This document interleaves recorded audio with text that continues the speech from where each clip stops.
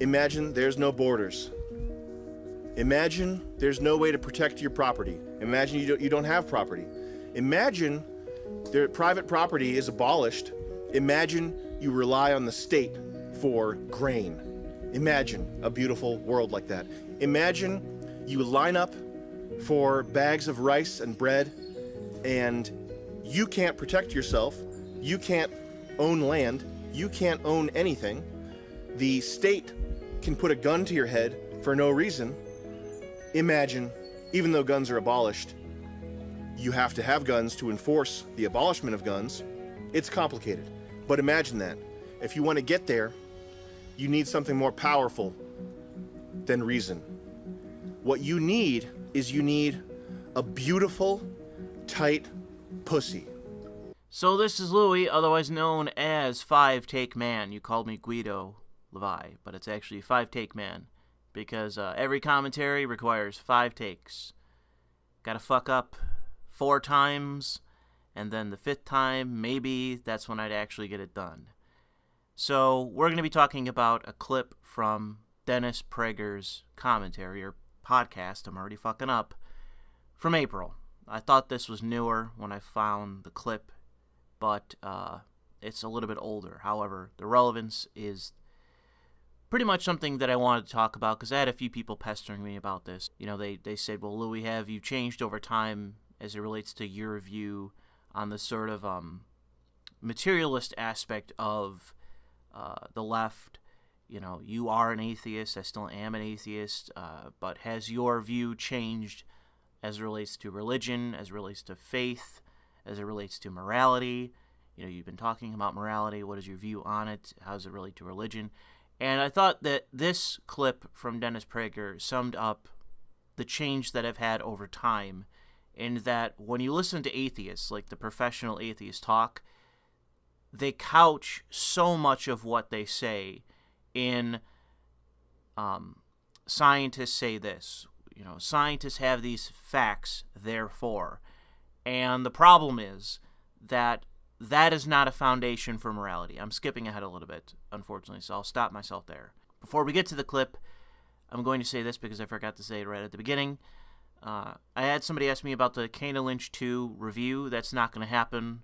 I sat down today after months of delaying it and started editing it, only to figure out very quickly that I had lost the audio file, and that the audio file that was in the file was not the right one.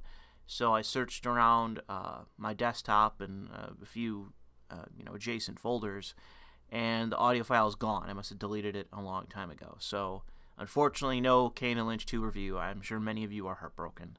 Secondly, which I should have led with, I've had an up and down on my Subscribestar. I've had a few people quit, a few people join, a few people lose their jobs and quit, which is understandable. A few people join and offer me money. So I'm going to advertise my Subscribestar so that it's no longer up, down, up, down, up, down. It goes up. So if you are employed, if you have some spare cash, go over to my Subscribestar and support me there. All right. So I will play the clip. So there is there's a very interesting thing. I have understood life my whole life, and I really believe I've been vindicated, that with the death of religion in the West, it doesn't mean there's no religion. People simply have created secular religions for God-centered or Bible-centered religions. This is actually something that I've talked about in the last 5 years. And just recently with Sargon and Molbug, whatever that guy's, the guy that came up with the concept of the cathedral, that the left has basically organized itself a church. It's morphed into a religion. And it is a secular religion. There is no God. There are concepts and spiritual aspects to it that are, and you could see that in unfalsifiable claims, like God is. In retrospect, in hindsight, the arch-conservative Dennis Prager has been right. He was right about this. This was always true, whether it was now or back in 2008. Even if we went back that far, all of these things were lining up. Since time has progressed, all of the titans have fallen. The atheist movement, in my view, is dead. You know, people called it new atheism, whatever. It's dead. In all honesty, it died with Christopher Hitchens. When he died, that was it. That was the fucking movement. Because no one really touched him. And Richard Dawkins is too old. He's just a senile, partisan douche. And he's too old. So unfortunately, he's just kind of done. There's not much left of what once was. And the people that you'll find, and I've had people send me clips, they're degenerates. And there's quite a few of them. A lot of the most prominent people, including some people that Sargon has talked to, they're just degenerates. A lot of them are decadent in their behavior, or they're leftist lunatics now. They've basically converted to the cathedral, to the leftist orthodoxy. They've converted to that as their new form of religion, to the point where they're just gone mentally. It took about 12 years, if my math is right, for the atheist movement to shoot up to prominence and then dramatically fall. It's reached the point now where, unless you want to obey every aspect of leftist orthodoxy, far left progressive orthodoxy, unless you want to subscribe to 100% of it, all these internally contradictory things, these concepts, unless you want to subscribe to all of it, you are not welcome in the atheist quote-unquote community now. If you are center-left or anyone to the right, you have no place there. And so you're going to be isolated. You're going to be alone. There is no community. What you choose to fill the vacuum with that obviously comes from being more materialist rather than spiritualist, once you abandon that aspect, what you choose to fill the void with is up to you. And I can tell you, based on my experience and what I've seen, and just as time has gone on and what's occurred, filling the void that comes from abandoning religion, filling it with left-wing hedonism, is the last thing that you want to do. Because it won't make you happy, it won't make you fulfilled, and you will be on the eternal treadmill of the shifting landscape of progressive politics. You will be scared, you will be unfulfilled, and you will feel bad about your life. And so that's no alternative. That's all that's happened. There's no such thing as no religion.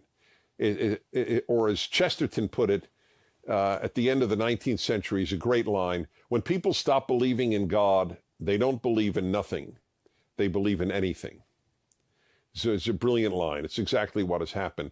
So what we have is, in religion, you have priests, right? Ministers, priests, rabbis. And they are as it were, the clergy, the spokesman of the religion to the lay population. So what has supplanted religion? If you ask a lot of atheists, what do you believe in? I know their answer because I've debated them. You could see it on the internet. I've talked to them on my radio show for 30 years. Science. That's what they'll answer you. We believe in science. Okay, fine. So guess what? Let's ask the question, who are the priests, rabbis, and ministers of the religion called science? Answer, scientists. That's the clergy. I disagree with this slightly, because I think that he is right in terms of the direction, but he's wrong about the specific clergymen. Scientists are, in part, the priestly class. It's technocrats. This is Mr. Big Brain, including this portion, to explain more in depth what I mean by technocrats. What I mean by when I say technocrats is technocratic utilitarians. People that do not look at things outside of a narrow purview of harm. So if you, using scientific research, can conclude that smoking is bad, it harms you, and the result is X amount of deaths every year, the obvious thing to do is to use whatever means necessary to suppress people smoking or banning smoking outright, using the law to prevent smoking. You're not looking at the enforcement. You're not looking at anything other than through the perspective of harm, so utilitarianism.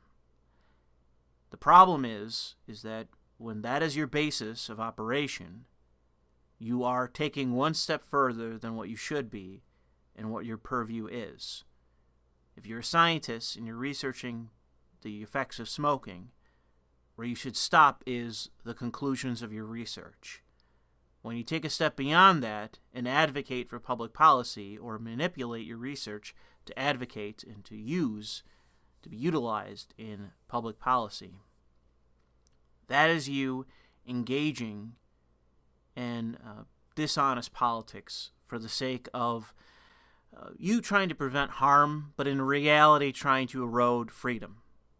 To a technocratic utilitarian, freedom is an obstacle to their ends, to their utopia, a perfect society designed by them to where they don't have to live with any of the harm that they create. Because like I say, they're not considering the enforcement. They're not considering the effects of what they're calling for. They're just considering their own research. And that research is very cold. It's not considering morality outside of harm. And sometimes harm or adversity is useful. Sometimes the value of liberty and freedom should be placed above that of harm and the potential for harm. But these people, they don't consider that. And so I hope that you better understand what I mean by when I say technocrats. Technocratic utilitarians. They don't care about freedom. They view it as an obstacle for their goal, which is a society run by them where they don't live with any of the consequences of their policies. They are the clergy, and that includes scientists. But the overall group that I think can define who the clergymen are technocrats, experts that are typically funded by the government in one capacity or another. That's who I think truly is the priesthood class of the left. This concept that he's talking about is dated. He's talking about the atheist movement of 2010. And a decade later, by all appearances on the left, the activists, they are the priesthood class now. They determine what's true or what's not. I mean, you got people running around talking about how science is a white supremacist concept. You know, time is a white supremacist concept. That's coming from academics and the activists, but they're still within the technocrats. They're still the experts, quote unquote. So that's why I say that Prager is in the right direction, but he's wrong about limiting it to just scientists, because it is including scientists. But if you have the macro picture of it, it's technocrats. That is the right group to say, because it encompasses all the people that the left listens to, that they adhere to for what they believe in, why. And I think that includes a disproportionate number of atheists. I think that if I look this up, I could prove it. Maybe I'll try to see if I can find a study on this, that the heavy majority of atheists trend left-wing or are left-wing. That a minority, probably a severe minority, are right-wing or right-leaning. I'll see what I can find as it relates to that. Hopefully something from Pew. I imagine they might have something on that. So they have the role that the minister had in people's churches, the priest had in people's Catholic churches, and the rabbis had it in the Jewish synagogue. They are the spokesman of the religion. So scientists have this special place that no other group in the world has, no other group. People don't listen to any group as unquestioningly as they do to scientists. But here is something you should know. Scientists are not the same as science, any more than clergy were the same as religion. There were a lot of bad clergy, as we well know. A lot of corrupt clergy, as we well know. Some clergy are awesome. Some scientists are awesome. But scientists run the gamut with regard to decency and truth, the same as baseball players, the same as chiropractors. You name it. Scientists are all over the place in terms of honesty, decency, you name it. This is not an attack on scientists. It's just to say they're no different than anybody else. They're not the clergy of science. So when I hear a scientist give advice, I'm not sure it's unbiased. I'm not sure that it's only science-based. I'm not sure of anything. When the Mayo Clinic, one of the most prestigious medical institutions in America, puts on its website, there is no difference in danger between cigars and cigarettes. And I'm only using this as an example because I happen to know it's a lie. It's 100% lie. Cigarettes are far more dangerous than cigars. Why do they do it? Because they think they're doing good. So they lie on behalf of goodness. That's what they think. That's how they justify that lie. I'll give you another lie. Cancer societies years ago would say they would exaggerate the likelihood of women getting breast cancer. And they admitted it later. And why? They wanted to scare women into getting mammograms. You're allowed to lie to do good. This is the most pertinent part of the argument, because I know from being in college and doing research papers how easy it is to be truthful in your introduction, so your hypothesis, be truthful in collecting data, but in terms of your method, going wild and being able to use whatever factors you wanted to in the use of that data. So you can manipulate your data to get the result you want. You can do that fairly easily. Let's say you're creating a study as it relates to the amount of lead exposure in the water supply of Cincinnati, Ohio. So long as you are presenting your results and your suggestions relate specifically to the research, that is fine. But if you start going into public policy, that is not fair, that is not acceptable, because then you are in fact just preaching. When you get to the end of a study, the conclusions and the suggestions should always be based on that research. And if the follow-up is more research, then you suggest that. Or let's say you didn't find much exposure in the north, the east, the west, but in the south, there's a dangerous level of exposure to lead in southern Cincinnati. Well, then the conclusion or the suggestion is we need to do more research in southern Cincinnati to figure out what's going on down there. Where's this lead coming from? What are the results? What's the effect that people have from being exposed to this lead? And if there's no effect, there's no effect whatsoever, then maybe there's something wrong in your original paper. Something is wrong in your original research. Your samples are bad.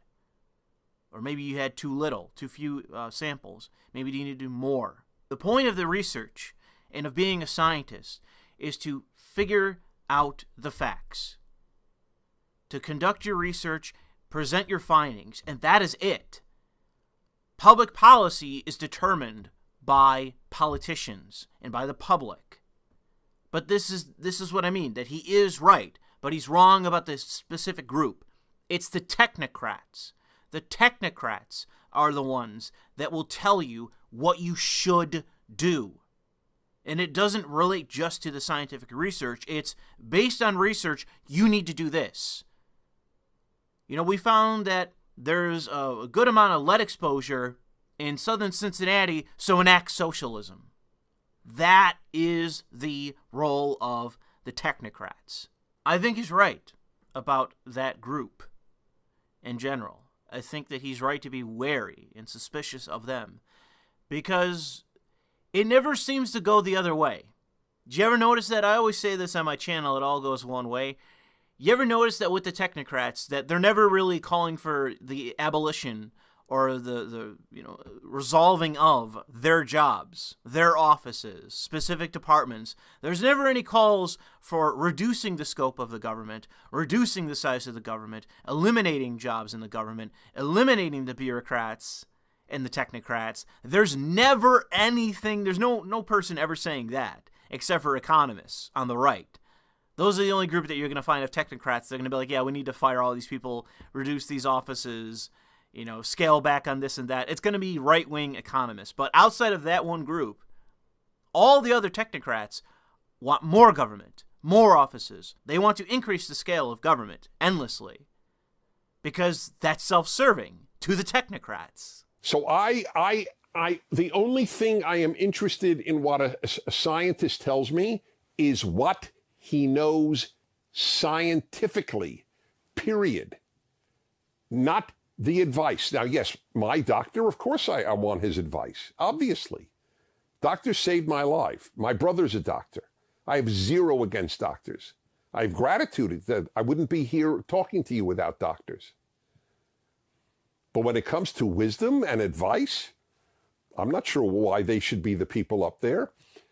In the United States of America, do you know who runs the armed forces?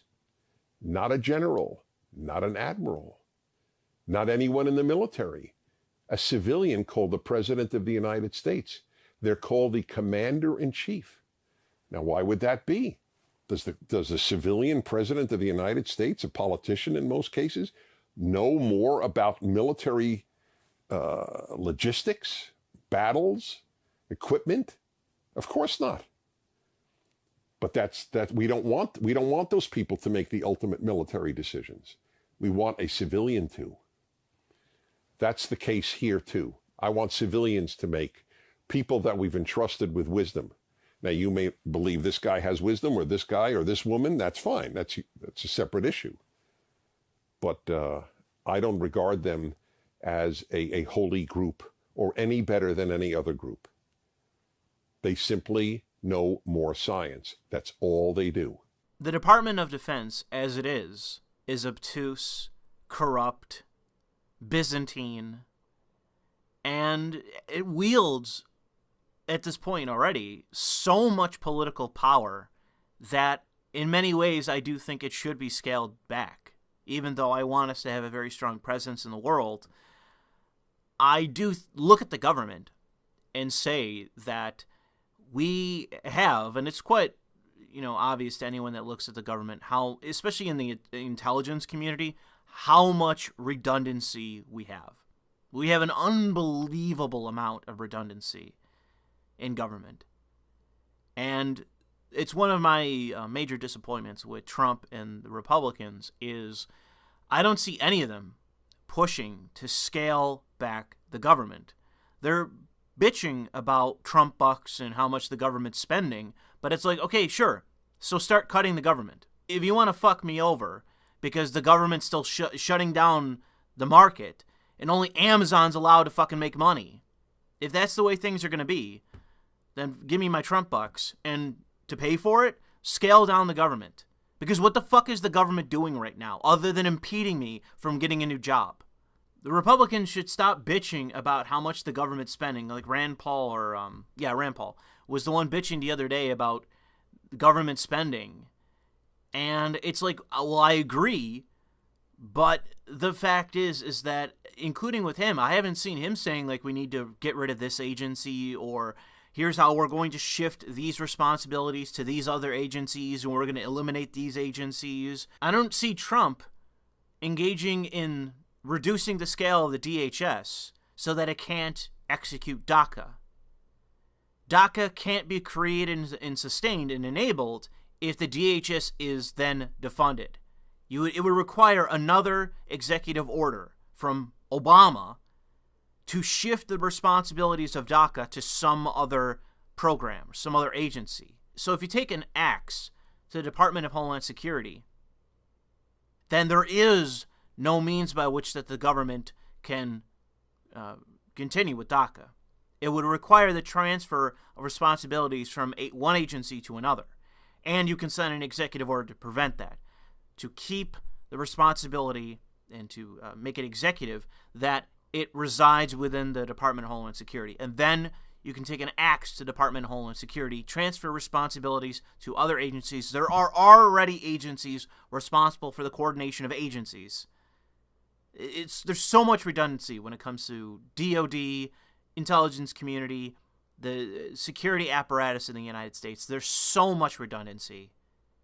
And the fact is that anything under the purview of the executive branch should be able to be eliminated through executive order. I don't think it should require input from the Congress to eliminate offices that are under the purview of the presidency. Now, I imagine that there's going to be a lot of people within Congress trying to prevent that. And maybe it'll go to the Supreme Court, and the Supreme Court goes, no, we're responsible. We're to the Supreme Court. We're responsible to determine, what government policy is. Because seemingly it's true about everything. Fucking Supreme Court decides what every freaking law is. Create law, get rid of laws. They just determine everything at this point. They've basically replaced the Congress. But the fact is that I don't trust DOD technocrats in the same way that I don't trust NGO technocrats, in the same way that I don't trust university technocrats. The technocrats don't have to live with the policy they argue. And they are too willing to argue policy when they should be arguing the facts. Their role should be advisory. They should be advising us so that we can make the determination for ourselves, not that they can make the determination. That isn't their role. When it comes to government bureaucrats, it should not be up to them what the government should be doing. It's not their purpose, and it's not the purpose of our government. The sole purpose of our government is to reflect the wishes of the people. That's the reason it was created, and that's the reason why we have representatives. The entire basis of the bureaucracy is to serve us, not serve themselves. And in my view, that's where we've gone awry during the 20th century. That somewhere during the 20th century, people got it in their heads that the technocrats are the ones that should be wielding power, and that we need to listen to them and do everything they say and all the rest of it, when that's not their role. That's not their purview. If anyone's going to be religiously listened to, it should be the people. And so what I would like us to do is maybe we should engage a little bit more, and it definitely includes congressional Republicans. Maybe let's bitch a little bit less about the spending and focus a little bit more on reducing the scale of our gigantic, unbelievably bloated and corrupt federal government. My frustration is that while Republicans sit there year by year complaining about spending, oh, that's the problem, spending. Sure, yeah, but you can reduce spending in so many ways by reducing the size of the government. And yes, are 100,000, 200,000 fucking bureaucrats going to lose their jobs? Who cares? Are you left-wingers worried about fucking people being unemployed? Because when I was growing up, no one gave a fucking shit if private citizens were unemployed, as every fucking job was shipped overseas. So who gives a fucking shit if some bureaucrats lose their jobs? Maybe this will encourage the fucking bureaucrats and technocrats to open up the fucking free market and stop using the state to suppress the job market. Because I got to tell you that the job market right now in my area is abysmal. Still, it's been months, and it's abysmal to this day. When I looked for work 5 years ago, the market wasn't great, but it was nowhere near as bad as it is right now. And I think the reason for that is because the government is still to this day closing all of these different companies, closing all these different businesses. The churches, I think, may have just reopened. The problem isn't government spending. It's the fact that the state has closed the private sector, still to this day. And the job market's shit. I'm not against the Trump bucks. I'm not against government spending because it's the government's fault that I'm out of a fucking job. And I can't find another one. It's the government's fault. And until the time that the government gets its boot off of the neck of private industry to, like I say, where only fucking Amazon is able to make a profit, Give me some fucking welfare then. Give me some fucking Trump bucks. Because this is fucking ridiculous. And all of this is the fault of the technocrats. You can say that this is political. Of course it is. And you can blame the left. Go for it. I'm not going to stop you. But in my view, the biggest party at fault are not even the politicians. It's the fucking technocrats that have lied to the population, have lied to the politicians, and now they got everyone, including my boomer parents, thinking that COVID-19 is basically the bubonic plague. To where if you step outside, you're going to fucking die. Who gave them this idea? Was it just the journalists? No, it was the technocrats. They did it. I do not have faith in the technocrats. I do not like bureaucrats. I don't trust them.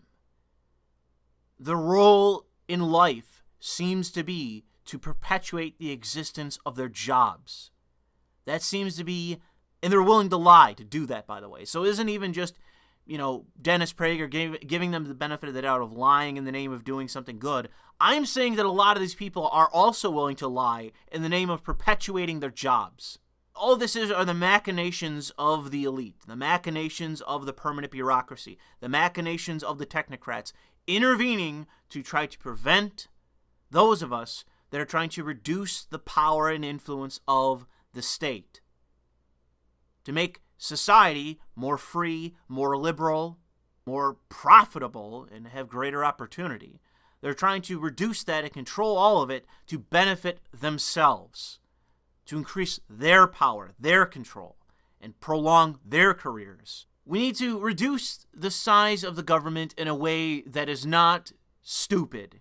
And that includes, in the Rand Paul sense, of leaving the police twisting in the wind during a fucking nationwide crime wave. In any case, I've been talking long enough, so I will just leave it there. Thanks for listening.